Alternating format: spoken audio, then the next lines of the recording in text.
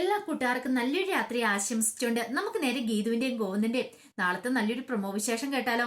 ആദ്യമായി കാണുന്നവരാണെങ്കിൽ ചാനൽ ഇഷ്ടപ്പെട്ട ഒന്ന് സബ്സ്ക്രൈബ് ചെയ്യാൻ മറക്കരുത്. വീഡിയോ ഇഷ്ടപ്പെടുവാണെങ്കിൽ ലൈക്ക് ചെയ്യാനും മറക്കരുത് കേട്ടോ. നമ്മുടെ മുന്നോട്ടുള്ള യാത്രയിൽ നിങ്ങളുടെ സപ്പോർട്ട് ലൈക്ക് വേണം നമുക്ക് ഏറ്റവും കൂടുതൽ പ്രചോദനമായി മാറിക്കൊണ്ടിരിക്കണേ. അപ്പൊ നമുക്ക് നേരെ നമ്മുടെ വിശേഷത്തിലേക്ക് പോയാലോ. അങ്ങനെ ഇന്നത്തെ വിശേഷത്തിൽ നമ്മൾ കണ്ടു, ഗീതവും ഗോവിന്ദും കൂടെ വിജയലക്ഷ്മിനെ രഞ്ജുവിനെ കാണാൻ വരുവാണ്. പിന്നീട് നേരിട്ട് വന്നാണ് ഗീതു പ്രഗ്നന്റ് ആണെന്നുള്ള കാര്യം ഗോവിന്ദ് വിജയലക്ഷ്മിയോടും രഞ്ജുനോടും പറയണേ. എന്തെന്നില്ലാത്ത സന്തോഷമായിരുന്നു.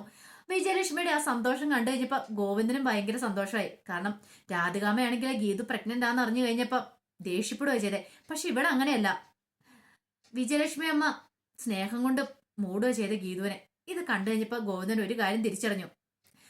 കപട സ്നേഹം ഏതാ, ഒറിജിനൽ സ്നേഹം ഏതാന്ന്. പെറ്റമ്മയോടൊപ്പം ഒരു സ്നേഹം വരത്തില്ലെന്നാണ് ആ ഒരു സത്യം. ഗോവിന്ദ് പിന്നീട് പോകാൻ നേരം ഒരു കാര്യം പറഞ്ഞിട്ടാണ് പോന്നെ. നാളെ ഈവനിങ്ങില് വീട്ടിലൊരു ഫംഗ്ഷൻ ഉണ്ട്, അറക്കൽ വീട്ടില്. രേഖയും ഗീതും പ്രഗ്നന്റ് ആയതുകൊണ്ട് അപ്പൊ ആ ഒരു സന്തോഷം പങ്കുവെക്കാൻ തന്നെ തീരുമാനിച്ചു. പിന്നീട് രഞ്ജുവിനോട് എന്നിട്ട് പറഞ്ഞു, രഞ്ജു നീ വരണോന്ന് പറയാണ്. ഇത് കേട്ടതും വിജയലക്ഷ്മിയുടെ മുഖം കൊണ്ട് മാറി, ഒരു സങ്കടഭാവം മുഖത്ത് വന്നു. പെട്ടെന്ന് ഗീത ചോദിച്ചു, അതെന്ത് വർത്താനാ കണ്ണേട്ടാ പറയണേ? അല്ല, രഞ്ജുവിനെ മാത്രം വിളിക്കുന്നുള്ളോ? വേറെ ആരെയും വിളിക്കണില്ലേ? വേറെ ആരെന്ന് വെച്ചാ അല്ല, കുഞ്ഞിന്റെ മുത്തശ്ശിനെ വിളിക്കണില്ലേന്ന് ചോദിക്കാം. അത് പിന്നെ മുത്തശ്ശിമാരെ വിളിക്കേണ്ട കാര്യമില്ലല്ലോ, അവരല്ലേ വന്ന് ഈ കാര്യങ്ങളൊക്കെ ചടങ്ങുകളൊക്കെ നടത്തണ്ടേന്ന് ചോദിക്കാം. ഇത് കേട്ടത് എന്തെന്നില്ലാത്തൊരു സന്തോഷം വിജയലക്ഷ്മിക്ക്. ആദ്യമായിട്ടാണ് ഇങ്ങനെ കണ്ണൻ കുറെ കാലങ്ങൾക്ക് ശേഷം ഇങ്ങനെ പറഞ്ഞു കേൾക്കണേ. ആ വാക്കുകൾ കേട്ട് കഴിഞ്ഞപ്പത്തേനും അറിയാതെ കണ്ണ് നിറഞ്ഞൊഴുകി വിജയലക്ഷ്മിയുടെ. ഗീത ആഹാ ഇതെന്താ ആനന്ദക്കണ്ണീരാണെന്ന് ചോദിക്കണം. പെട്ടെന്ന് വിജയലക്ഷ്മി കണ്ണൊക്കെ തുടച്ചു. ഈ സമയം രഞ്ജു പറഞ്ഞു, നാളെ ഞങ്ങൾ വരും ഗോവിന്ദേട്ടാ. ഗോവിന്ദേട്ടൻ കാത്തിരുന്നോളാൻ പറയാണ്. അങ്ങനെ അവര് യാത്ര പറഞ്ഞിറങ്ങുവാണ്. ഇറങ്ങി കഴിഞ്ഞപ്പം രഞ്ജുവിനോട് വിജയലക്ഷ്മി പറഞ്ഞു, കേട്ടില്ലേ അവൻ എന്നെ വിളിച്ചത് കേട്ടില്ലേ?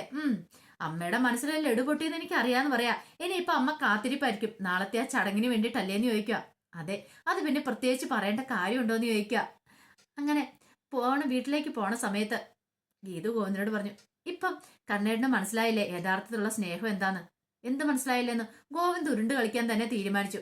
പോകണ്ണേട്ടാ, എനിക്ക് മനസ്സിലായി. കണ്ണേടിന് എല്ലാ കാര്യങ്ങളും മനസ്സിലായിട്ടുണ്ടെന്ന്. ഞാൻ പ്രഗ്നന്റ് ആണെന്ന് അറിഞ്ഞു കഴിഞ്ഞപ്പം രാധികാമ്മ എന്നെ തള്ളിക്കളയതേ. പക്ഷെങ്കിൽ ഇവിടെ കണ്ടോ വിജയലക്ഷ്മി അമ്മ എന്നെ സ്നേഹം കൊണ്ട് മൂടിയത് കണ്ടോ? ഇതാ പറയണേ. ഇപ്പോഴും ഗോവിന്ദേട്ടൻ പെറ്റമ്മയുടെ സ്നേഹം തിരിച്ചറിഞ്ഞിട്ടില്ല. ഇനി അത് വൈപ്പിച്ചുകൂടാ. ആ മനസ്സ് നോവിച്ചിട്ടുണ്ടെങ്കിൽ ഒരു കാലത്തും ഗോവിന്ദേട്ടന് സ്വസ്ഥതയെ സമാധാനം ഉണ്ടാകത്തില്ലെന്ന് പറയാം. ഇത് കേട്ടപ്പോൾ ഗോവിന്ദ് പറഞ്ഞു, ഒന്നും മിണ്ടായിരിക്കുന്നുണ്ടോന്ന് ചോദിക്കാം. അതെ, ഇങ്ങനെയൊക്കെ പറഞ്ഞാലും എനിക്കറിയാം കണ്ണേട്ടന്റെ മനസ്സിൽ വിജയലക്ഷ്മി അമ്മ ഉണ്ടെന്നുള്ള കാര്യം എനിക്കറിയാന്ന് പറയാം. പിന്നീട് അവര് വീട്ടിലേക്ക് വരുവാണ്. ഈ സമയം രാധികാമ്മ അടുത്തേക്ക് വരുണി ചെല്ലുവാണ്. വരുണി എന്നിട്ട് പറഞ്ഞു, അമ്മേ ഒരു കാര്യം ഞാൻ പറഞ്ഞേക്കാം. കാര്യമൊക്കെ കാര്യം, പക്ഷെ അവളുടെ വയറ്റി വളരുന്ന കുഞ്ഞിനെയോ അവളെ അംഗീകരിക്കാനായിട്ട് എനിക്ക് സാധ്യമല്ലെന്ന് പറയണം. നീ എന്താടാ പറയണേ ഇങ്ങനെയൊക്കെ പറയണേ? ഇപ്പൊ അവളുടെ വയറ്റിലൊരു കുഞ്ഞുള്ളത് കൊണ്ട് മാത്ര നിന്നെ ഗോവിന്ദ് തിരികെ വീട്ടിലേക്ക് കൊണ്ടുവന്ന് അറിയാലോ. അല്ലെങ്കിൽ നീ പടിക്ക് പുറത്താ. അമ്മ അത് പറഞ്ഞിട്ട് കാര്യമുണ്ടോ? എനിക്ക് അവളെ അംഗീകരിക്കാൻ കഴിയണ്ടേ? ഞാൻ അവളെ ഒട്ടും സ്നേഹിച്ചിട്ടില്ല. എന്റെ മനസ്സിലെ സങ്കല്പത്തിലുള്ള പെൺകുട്ടി ആയിരുന്നില്ല അവള്. അതൊക്കെ നീ മുൻപ് ചിന്തിക്കണമായിരുന്നു. ഇപ്പോഴാണോ നീ അതൊക്കെ ചിന്തിക്കണേ? അല്ലെങ്കിൽ തന്നെ അറിയാലോ, നമ്മൾ ഏത് സമയം വീട് വിട്ട് പോകാൻ റെഡി ആയിട്ടിരുന്നാ മതി. സത്യങ്ങളൊക്കെ അറിഞ്ഞു കഴിഞ്ഞിട്ടുണ്ടെങ്കിൽ ഗോവിന്ദ് നമ്മളെ വെറുതെ വിടുമെന്ന് തോന്നുന്നുണ്ടോ? ഒരു കാരണവശാലും ഇല്ലെന്ന് പറയാ.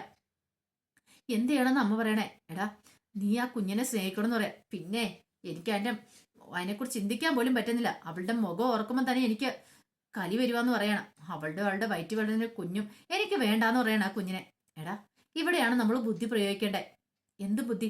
ഇപ്പൊ ആ ഗീതും പ്രഗ്നന്റ് അല്ലേ? അതുകൊണ്ട് എടാ, ഗീതുവിന്റെ വയറ്റിൽ കിടക്കുന്ന കുഞ്ഞു പോയി കഴിഞ്ഞാൽ പിന്നെ ഈ അറക്കൽ വീട്ടിലെ അവകാശി ആരാ?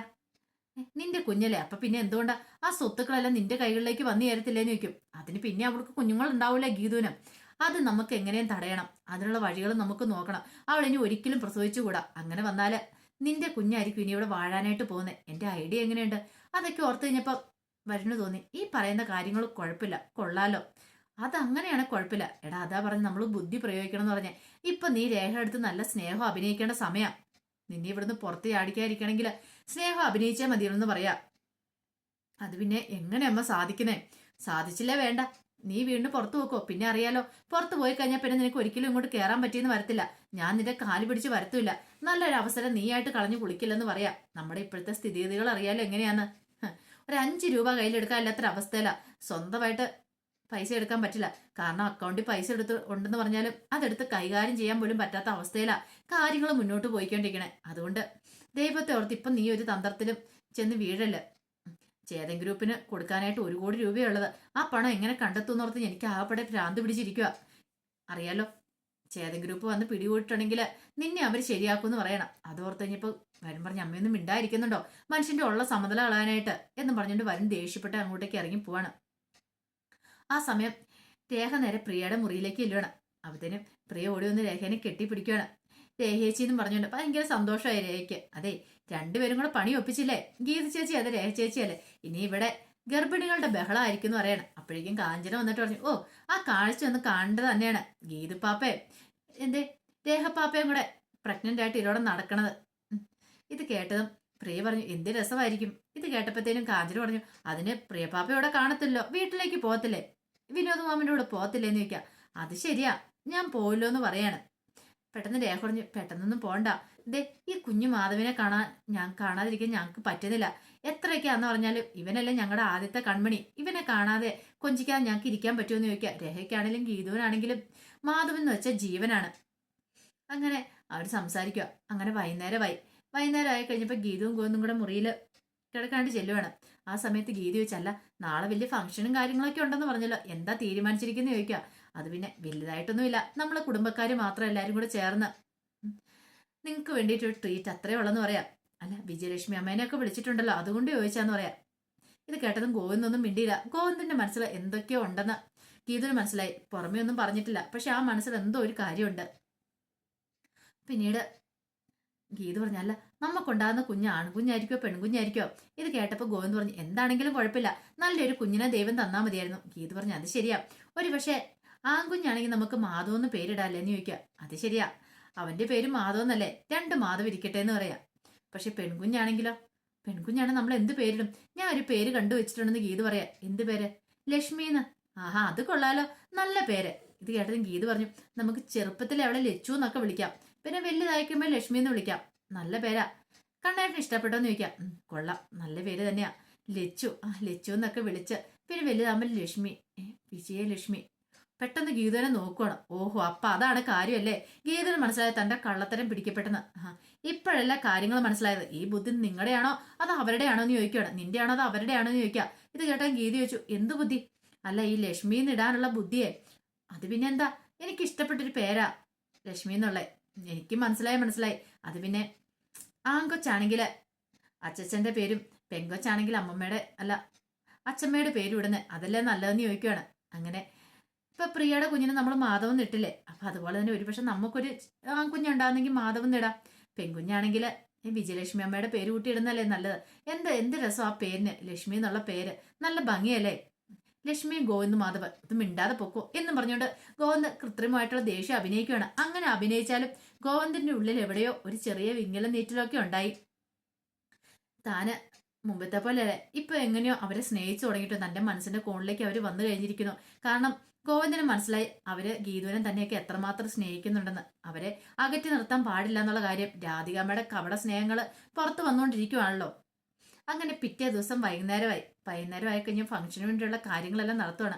ആ സമയം കാഞ്ചന പറഞ്ഞു, ഓ ഗർഭിണികളായി കഴിഞ്ഞപ്പോ ഇവിടെ ജോലി എനിക്ക് കൂടി, ബാക്കി ആർക്കും ജോലിയൊന്നും ചെയ്യണ്ട, ഞാൻ മാത്രം ഇവിടെ കിടന്ന് പണിത് മടുത്തെന്ന് പറയാ. ഇത് കേട്ടതും രേഖ പറഞ്ഞു, അതെ ഒരു കാര്യം ചെയ്യാം, കാഞ്ചനൊക്കെ പോയി കല്യാണം കഴിക്കാൻ പറയണം. പിന്നെ എനിക്ക് കല്യാണം ഒന്നും വേണ്ട, ഓ കല്യാണം കഴിച്ച് ഒന്നുകൊണ്ട് എനിക്ക് മതിയായതാന്ന് പറഞ്ഞുകൊണ്ട് കാഞ്ചന അങ്ങോട്ട് പോവാണ്. അങ്ങനെ ഫംഗ്ഷനുള്ള ഒരുക്കങ്ങളെല്ലാം നടത്തി കഴിഞ്ഞപ്പോഴത്തേനും വിജയലക്ഷ്മി രഞ്ജുവും കൂടെ വരുവാണ്. അവരെ കണ്ടെന്ന് രാധികാമ്മ ഒരു നിമിഷം ഞെട്ടി.